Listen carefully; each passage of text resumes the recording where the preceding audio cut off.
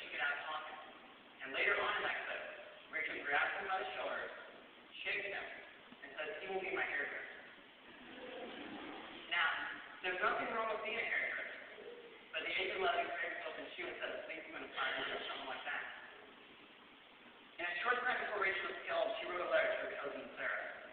The letter was about peer pressure. It was about not letting what others say affect who you are as a person. Not let others make you do things you know you shouldn't do, or cause you not to do what you know you should. And somewhere in that letter, she wrote this down. Don't let your hair change color with your environment. Find out who you are and let it change your color. Another thing that Rachel wrote is she wrote in her diary she wanted to reach out to 3 groups of people. She wrote down, I want to reach out to those that are disabled because they're often overlooked. I want to reach out to those that are new in school because they don't have friends yet. And I want to reach out to those that are picked on and put down by others. And for 2 years at Columbine, Rachel did that.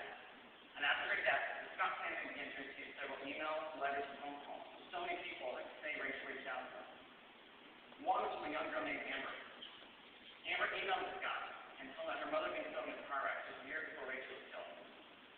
She said, my dad moved from Bose and me from Atlanta, Georgia, when I was in new school. I didn't know anyone. I walked down the hall and people ignored me. No one even made eye contact with me.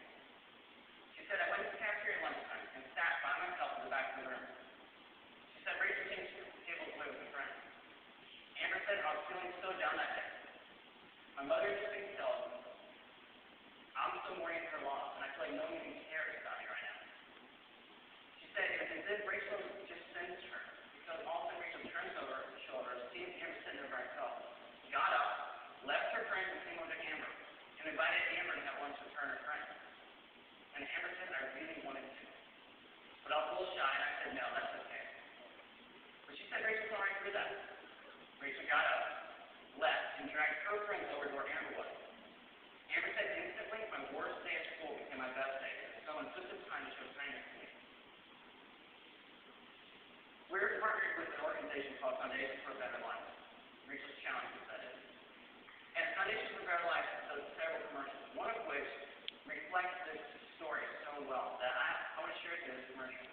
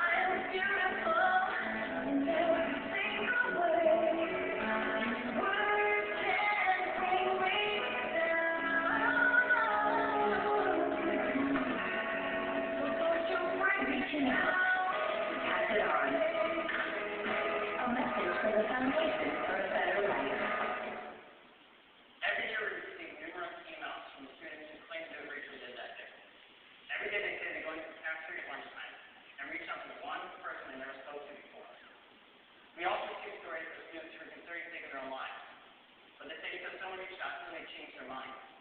In fact, this book right here is just from last year.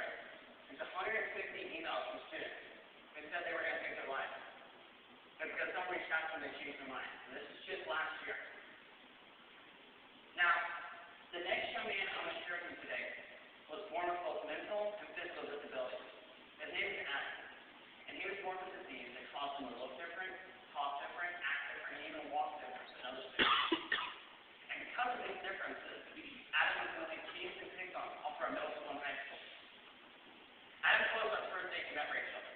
He said 2 boys, twice the size of Rachel, were picking on him that day. He said they pushed him up against the lockers. They knocked the books out of him, and they were calling him names. He said Rachel was just down the hall when this was going on. And when she saw what happened, she was furious. Now, don't worry, I told you guys not to do what Rachel did that day. But this isn't part of her chain reaction wasn't the cause. Because Rachel should have gotten a teacher or a counselor to see this. Instead, Rachel ran down the hall, got in between Adam and those 2 boys. She doubled up her fist, and she said, if you touch me one more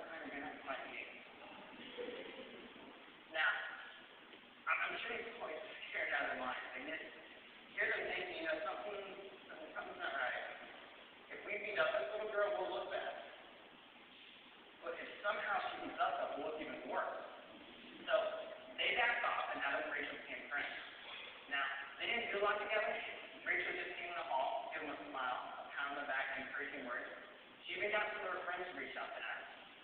It wasn't a big deal to Rachel, but it was huge to Adam.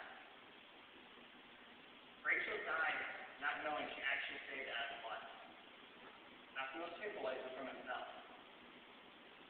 He felt like no one even cared whether he lived or died until Rachel stood up for him that one day. That one day she stood up for him and changed his life. Today, there are students in this school and people in your work world who are going through things you know nothing about.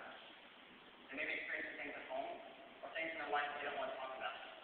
And all it takes is a simple smile or a little act of kindness makes a huge difference in their lives. Now, I have the great fortune to tell the story of Dave Sanders. And Dave Sanders was the teacher that was killed at Columbine that day. When Dave heard the initial gunshot, instead of running away, he ran into the school. He ran right into the cafeteria, jumped up on one of the tables, and screamed for everyone to get out of there. In fact, at the beginning of the presentation, you see all those kids running out. That's all because of Dave. He cleared out the cafeteria.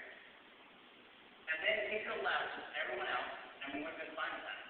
Instead, he went from classroom to classroom to classroom to classroom, emptying as many classrooms as he could. And when he heard the final gunshot that killed Rachel, once again, instead of running away, he ran right to the killers. He confronted them. He begged and pleaded for them to stop what they were doing. And when he realized it wasn't going to work, he turned to run away where they shot him in the back. He then crawled into the classroom where he bled to death over and over about. Daryl had the opportunity to share Dave's story at CNN, and you get to see that clip.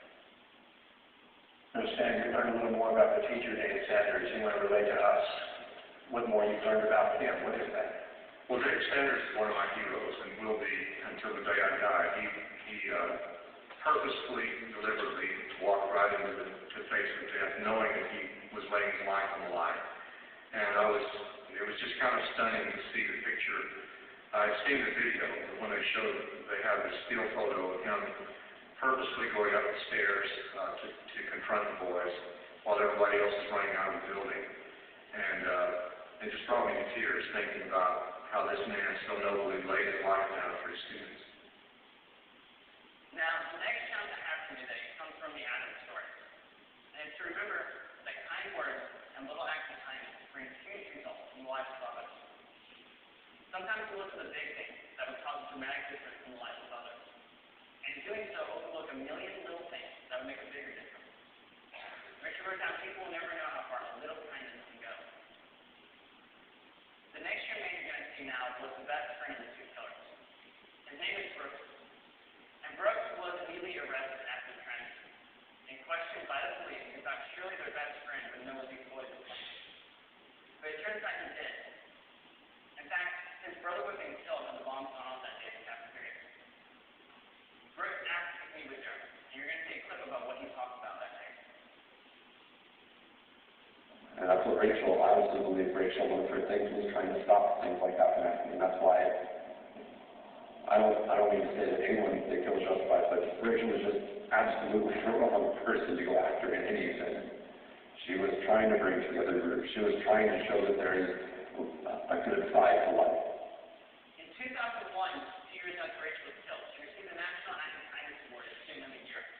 And the one thing Rachel told me to tell you she shared today is this: don't make me out to be perfect. Don't put me up on a pedestal and make me out to something I wasn't. She wasn't perfect. None of us are. In fact, she wrote in her diary, I had my ups and downs, and I fell a few times, but I did not give up. Don't give up. You see, Rachel never did